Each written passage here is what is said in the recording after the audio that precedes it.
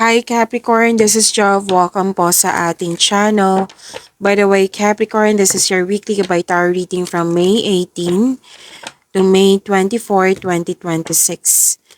Gamitin ang reading na ito bilang gabay lamang. Tandaan, Capricorn, ito po ay general reading.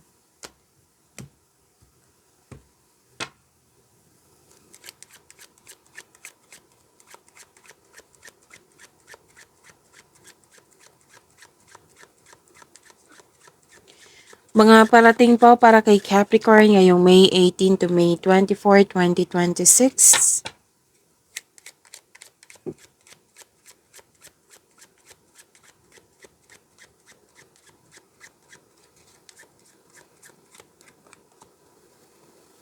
Okay. May ginawa kang desisyon na pwedeng hindi lang siya sa sariling desisyon like good for you like okay, ayusin ko lang.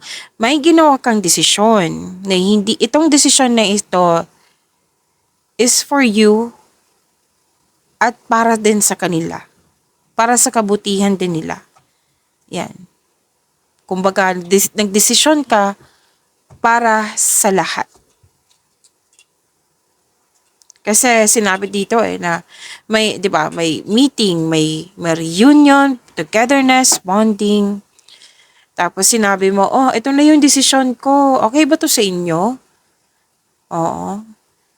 Pwede din kayo na anong tawag nito? Nag-brainstorming. Kasi humihingi ka ng POV nila, pwede din nag-gather ka ng factual information kaya tanong ng tanong ka sa kanila. Pwede nga may ganap na interview.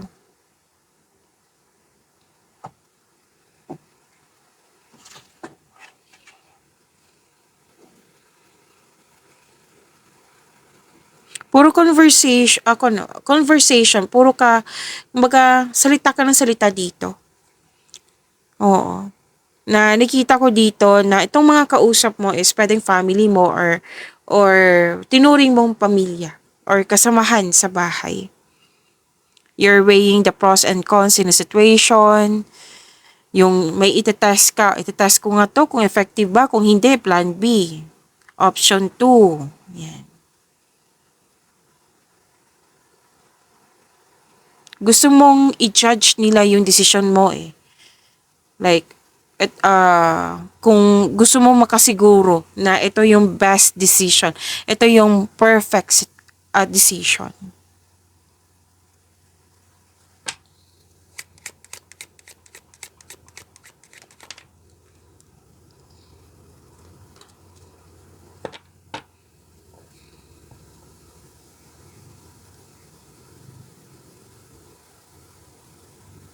Okay, may desire ka dito na like ngayon hindi siya pabor or imposible pa. So magwi-wish ka. Like wishful thinking. Kasi something that is out of your control. Pwedeng craving, longing, na mismo. Kaya kailangan kasi balance lalo na yung emotion mo. Kasi parati mo tong iniisip eh. Parati mo tong iniisip at pwede din excited ka or nainip ka na kailangan balansehin. Why? Huwag mong hayaan. Kasi matitrigger ang kasunod nito, disappointment. Ang kasunod nito, hindi magpapaalam yung anxiety, di ba? Ang hirap niyan. So make it balance. Let's say, okay, nag-overthinking na ako, naglolonging na ako, like, hindi na siya balance, hindi to pwede, hindi to nakakabuti sa akin. Control. You have to control. Actually, sinabi naman ng court dito na kung ano man tong desire mo, i-manifest mo po siya. Tapos isipin mo na i-maintain mo yung positive thoughts. Oo. And make yourself busy also. Kasi some of you nakikita ko dito parang nakatutok na lang sa ganitong wishful thinking, craving, longing na ito. Kailangan kasing maghintay. Kasi may irregularities, may kontra pa, may naging inconsistent pa. Yan. Okay? So, this is about emotion eh. Lalo na sa pag-iisip, balanse lang po.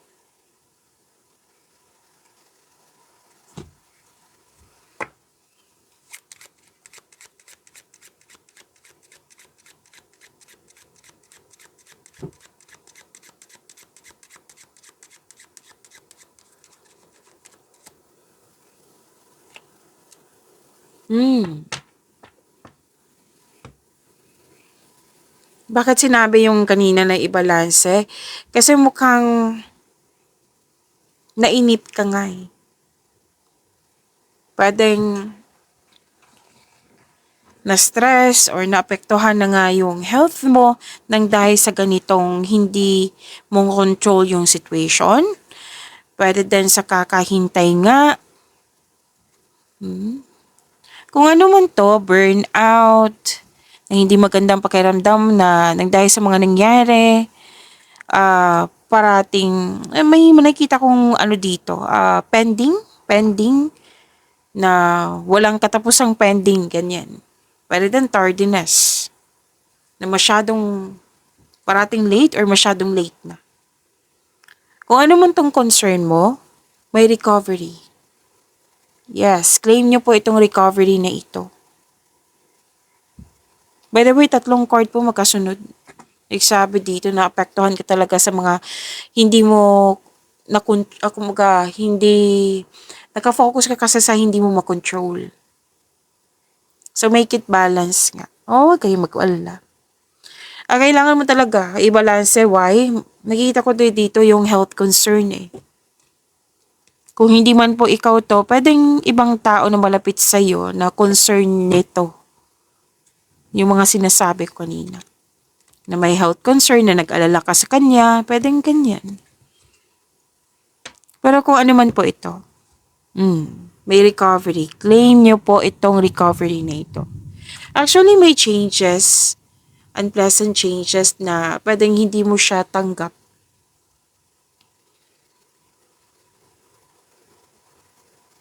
Gusto mo nga ng me time, oh. Nagkaroon ng stagnation.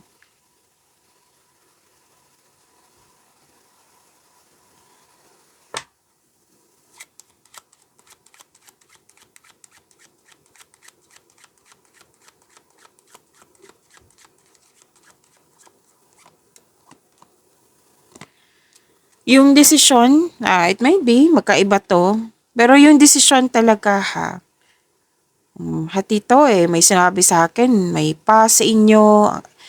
Ngayong week na ito, may ilan pa sa inyo, okay?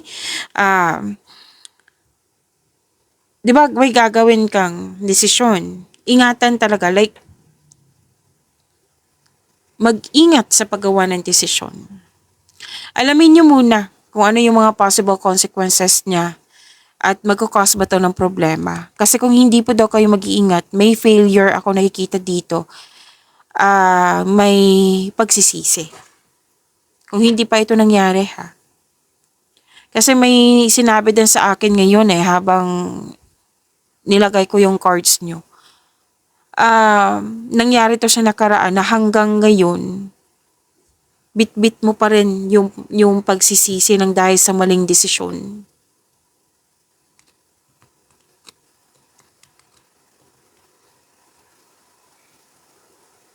Pero sinabi naman kanina na ma-overcome mo rin to, magkakaroon po ng recovery. So dito tayo sa recovery, ito yung i-claim nyo. Okay?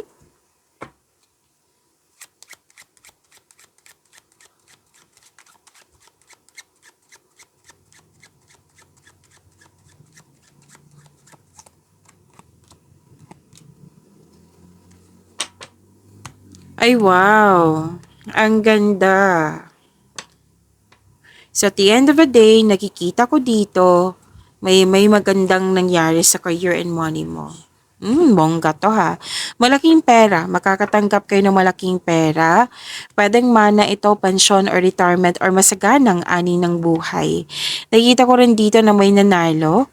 May luck, L-U-C-K. May abundance. Oh, ang ganda naman ito. Increase. This is wealth. Yes, this is good fortune. Success and prosperity is within your reach. Very confident kayo nang dahil sa mga nangyari po. Basta may magandang mangyayari sa money mo. Money, career, wealth. Wow, ang ganda naman ito. Claim nyo po, Capricorn.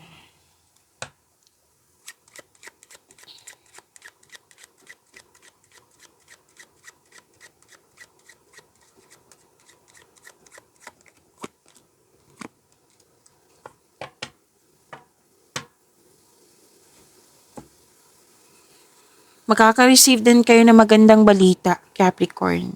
Ay, congratulations ha, Capricorn. Kasi may nakapasa sa test or exam. Yes, congratulations. Miss Jav, hindi naman ako nag-take ng exam. Hindi naman ako nag-take ng test. Pwedeng taong malapit sa'yo na kung ano yung achievement niya, kung ano yung happiness niya, happy ka din. Achievement mo na rin. Okay? May mahalagang announcement po. May positive result. Yes, may positive result. Malakas ang iyong intuition. Nagkaroon ng loyalty, nagkaroon ng generosity, may success in love. Okay. Dalawang card na mismo nagsabi dito, Capricorn, na kung ano talaga yung nais mo, basta magkaroon ka lang ng strong values and good intention, makukuha mo tong success na nais mo.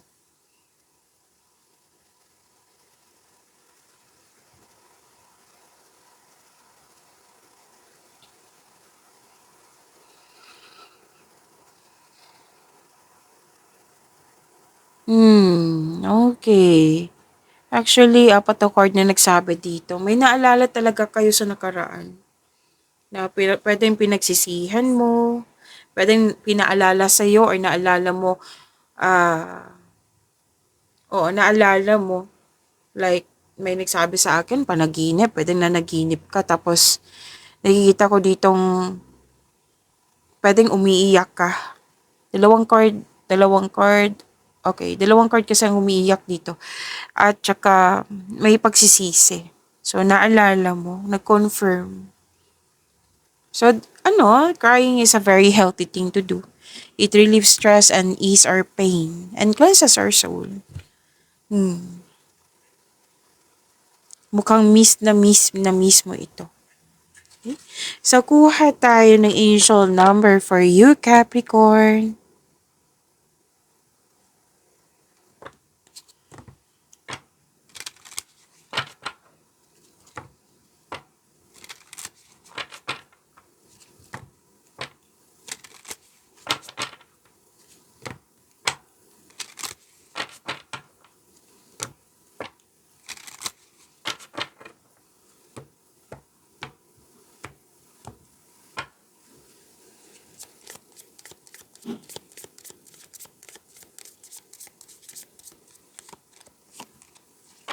Angel number 1144. Kaya pala naging emotional kayo. Andito pa rin. Pero may family ka na very supportive sa'yo, ha? Okay. Mood swings, respect, family, constructive outlook, quality. Ang sabi pa dito, focus on your needs, desires, and hobbies. Everything is more accessible with a light attitude. You will be blessed with new opportunities. Wow, ang ganda. New opportunities. A new friend or an addition to your family. Good vibes will speed up the process. Ay, wow. Sinabi ka kasi kanina, di ba, na more on emotional, na lumabas din dito yung mood swings, pabago-bago yung emotion. Kaya sinabihan kayo ng card nyo dito, you have to focus on your needs. Kumbaga, mag-focus ka sa makontrol mo in order to find peace. Let go mo na ang hindi mo makontrol, lalo na yung past na isip-isip mo.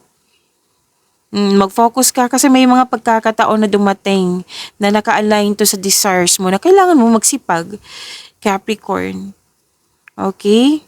So, may blessings. This is gift from the universe na pwedeng opportunities, bagong kasamahan, bagong kaibigan, or bagong kasamahan sa bahay. Okay? So, this is angel number 1144.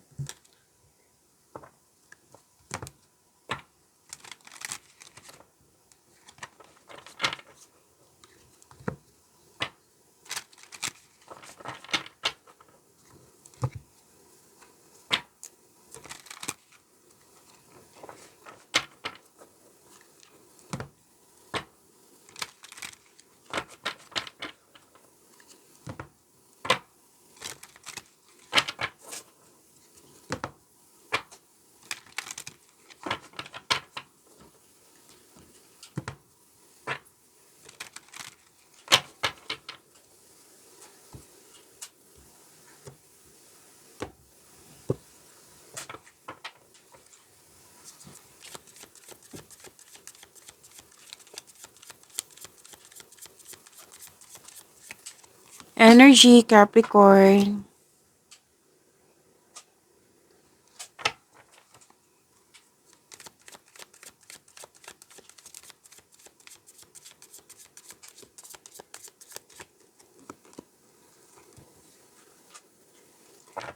Capricorn, maraming salamat po sa mga hindi nag-skip ng ads.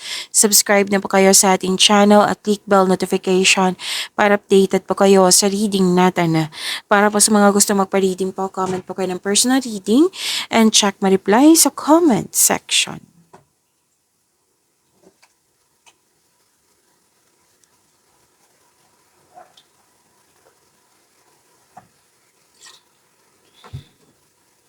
Energy. Andito pa rin yung sinabi ng yung angel number 1144 na focus. Focus kayo sa dumating na pagkakataon. Yung desires mo para may isa katuparan po. Huwag kayong mag-focus sa hindi nyo makontrol. Andito rin focus kayo sa mind healing instead of suffering. Okay? Kasi yun nga, naalala nyo yung nakaraan, loss of connection, loss of things, or loss of opportunity. You have to believe in yourself. Think positive. Okay? Think positive. And have faith na ang divine can lift you out of any period of loss.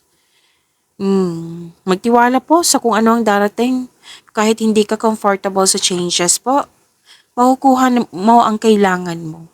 Paulit-ulit niyan sinasabi kanina na makukuha mo yung kailangan mo. You have to think positive, clear intention, basta mag-focus kayo sa mind healing instead of suffering. Okay?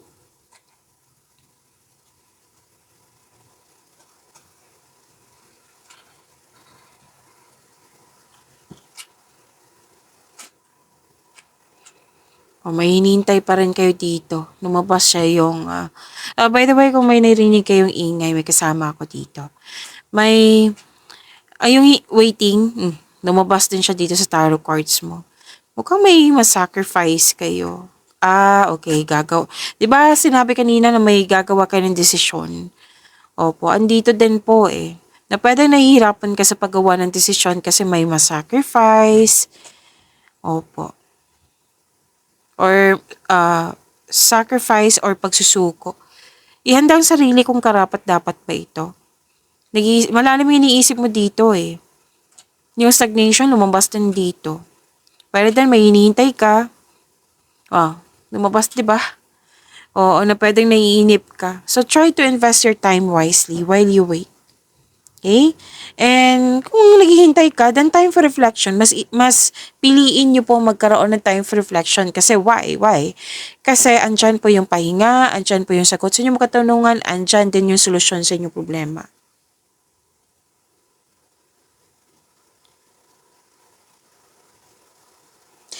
may ano dito Capricorn. Para din sa love and romance to or sa career and money.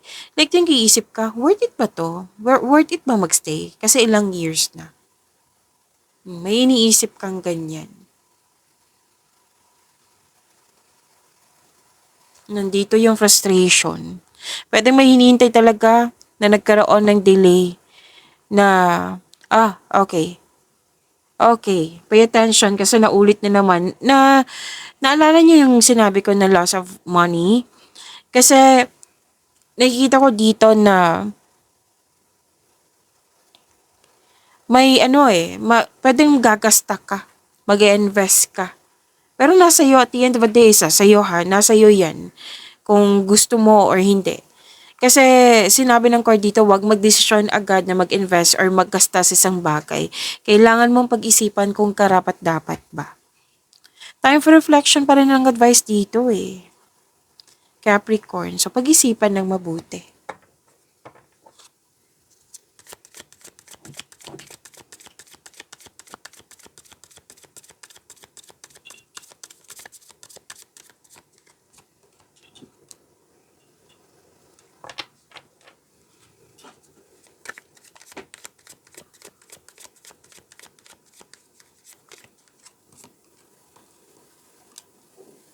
Maganda.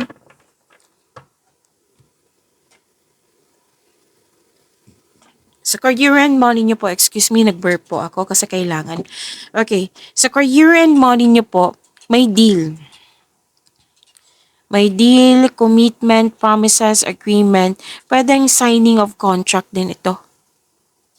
Yes. Lumabas to kanina, di ba? Nagkasundo Pwedeng walang signing of contract basta, sige deal, usapan natin yan. May nakita ko ditong, sa mga gusto mag-apply dito, apply na po kayo, kilos. Why? May job opportunity dito.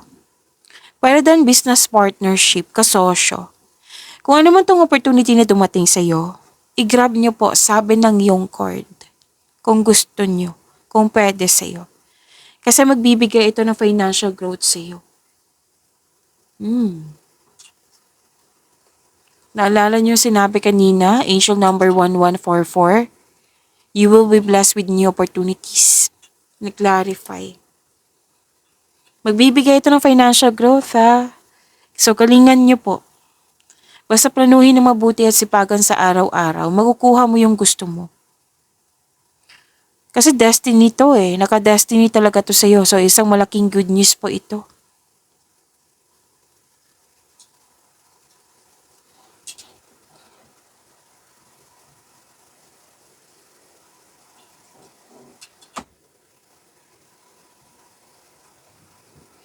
Okay. Lumabas din to kanina. Naalala nyo yung unang sinabi ko na may mga kausap ka.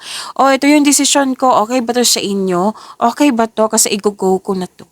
Andito po. Lumabas. Na sinabi ng yung card, humingi ng tulong mula sa yung trustworthy kasamahan or taong same kayo ng business industry at tiyakin na makagawa ka ng diskarte sa yung kaperahan at layunin. Kasi may pagpasya dito Nagiging honest kasi yung sarili. Manindigan para sa iyong paniniwala. Mag-focus ka sa iyong logical at katwiran kaysa sa umasa sa iyong emotion. Makinig din sa inyong intuition. Ang lakas ng energy dito ng single parent.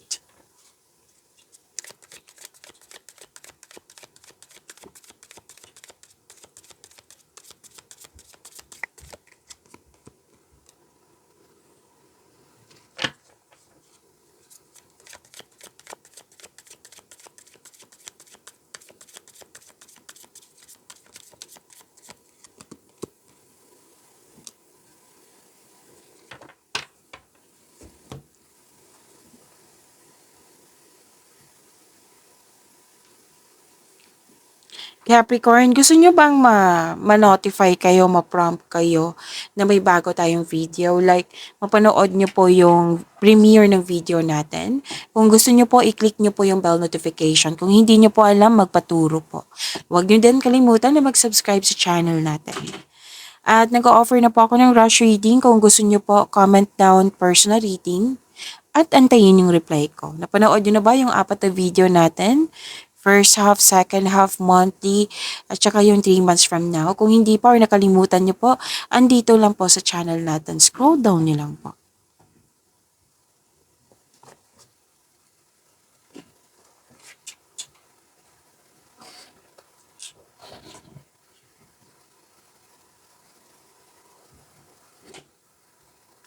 Okay. Love life, self-love, partnership, and romance. May nag-celebrate dito. Any kind of celebration, birthday, monthsary, anniversary, or pwede din tapos na yung construction ng dream house mo. Everything you have worked for is coming together. Resulta to sa inyong pagiging productive sa araw-araw, sa pagkakaroon ng mahabang pasensya. Yes.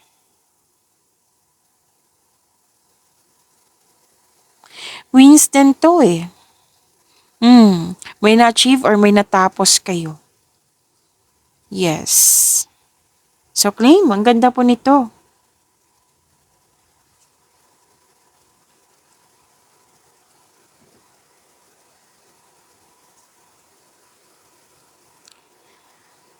Mhm.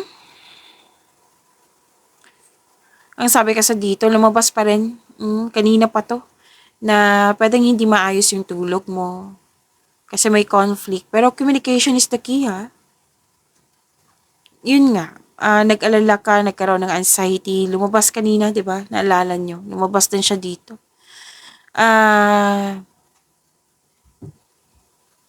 Ano to pwedeng hindi maayos yung tulog. Yung sinabi ko nina, pwedeng hindi maganda yung naalala mo yung nakaraan ng dahil sa panaginip. May sinabi din dito na kumbaga stress kasi yung sinasabi dito kasi nag-overthink po daw kayo. Nag-overthink, nag-overanalyze. Na paulit-ulit na sinasabi dito na different card po siya. 'Di ba? So, kung andyan siya, kailangan nyo pong magkaroon ng pag-uusap. Kasi pwedeng hindi kayo nag-usap-usap kasi pwedeng busy kayo. Oo. Na kailangan ng schedule nito para mag-usap kayo ng mahinahon. Okay? So, nag-overthink kayo. So, you have, to stop overthinking, time for reflection, mindfulness skills, bigyan ng solusyon, lalo na sa, yun nga, pag-uusap. Communication is the key.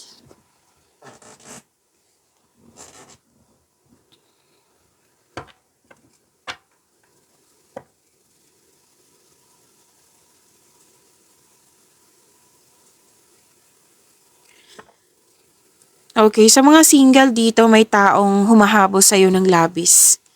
Na parating sa'yo or dumating na. Pwedeng makulit siya, pwedeng maprangka. Malakas ang energy niya Pero sabi ng card dito, kilalanin ng mabuti. Okay? Pwedeng kaibigan to, bagong pag-ibig. Or, masyado kasi malakas yung energy niya. And, maaring air signs to ha, Gemini, Libra, and Aquarius. Makinig talaga sa intuition, dalawang card po nag-advise dito. Single ka man, relasyon sa buhay mag-asawa. Why kasama ang mga mag-asawa o relasyon? Kasi pwede din tong bagong kasamahan, bagong kaibigan, bagong tao nga. So, kilalanin ng mabuti. Pakinig din sa inyong intuition. Dito na naman yung overthinking Ang advice ka sa dito na magkinig sa inyong sarili, trust your feelings instead of overthinking or overanalyzing. By the way, may sikretong mabubulkar. Kasi nga malakas ang iyong intuition. Magkakaroon ng common sense, magagamit mo yung common sense mo, magkakaroon po ng awareness. May bagong pasok sa relasyon. May promises ako nakikita dito. Single ka man marelasyon sa buhay mag-asawa. And the couple is divinely guided. Sinabi dito na soulmate mo siya. May sabi din dito na ah pwedeng hindi kayo nagkaroon ng pagkakaunawaan ng dahil sa lack of time. So, ganun pa rin, communication is the key. Okay, balansahin ng oras, magkaroon ng panahon sa sarili, sa kapwa po. Pag-imanin niyo po yung blessings sa binigay sa inyo, Capricorn. See you tomorrow. Maraming salamat.